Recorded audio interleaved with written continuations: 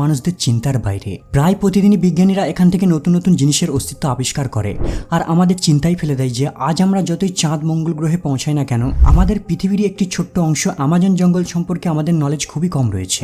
বলা হয়ে থাকে যদি কেউ এই জঙ্গলে প্রবেশ করার পর রাস্তা ভুলে যায় তাহলে জীবিত বেরিয়ে আসা তার পক্ষে প্রায় অসম্ভব হয়ে পড়ে, কারণ এখানেই পৃথিবীর সব থেকে ডেঞ্জারাস প্রাণীরা বন্দী রয়েছে। আমাজন কতটা ভয়ানক প্রাণীদের ঘর এর একটা উদাহরণ দিলেই বুঝতে পারবেন। এখানের একটা পিঁপড়ের কামড় বন্দুকের গুলির আঘাতের মতো যন্ত্রণা দিয়ে থাকে।